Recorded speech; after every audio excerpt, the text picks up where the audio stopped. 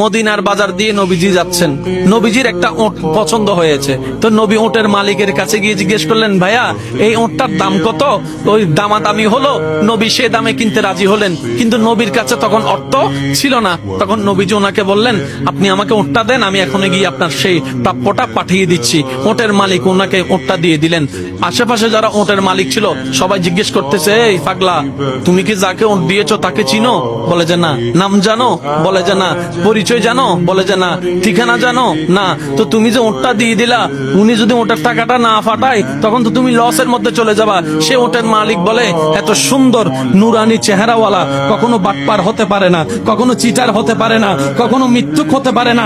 ওনার চেহারা দেখেই তো আমি ওট বিক্রি করার আগে মনটাই বিক্রি করে দিয়েছি, মনটাই বিক্রি করে দিয়েছি, মনটাই বিক্রি করে দিয়েছি। তোমরা যাই বলো, আমার মন বলে উনি আসবেই আসবে, টাকাটা পাঠাবেই পাঠাবে। এই কথা বলতে না বলতে কিছুক্ষণ পরে নবীজির একজন সাহাবা এসে বলছেন, একটু আগে একজন ওট নিয়ে গিয়েছেন, কাছ থেকে ওটের মালিকটাকে একটু দেখতে চাই। উনি বলে যে আমার থেকে। তো উনি বললেন, আমাদের নবী আপনার থেকে ওটটা নিয়ে গিয়েছেন, ধরেন ওটের টাকাটাও দিয়েছেন, আপনাদের খাবার জন্য কিছু খেজুরও হাদিয়া পাঠিয়েছেন, খেজুরও হাদিয়া পাঠিয়েছেন। ওই ওটের মালিক বলে, ভাইয়া টাকাটাও রাখেন, খেজুরটাও রাখেন, আগে আমাকে ওনার কাছে নিয়ে যান।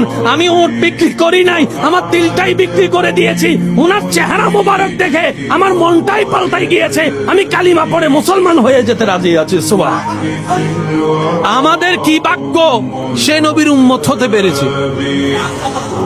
আর একটু জোরে।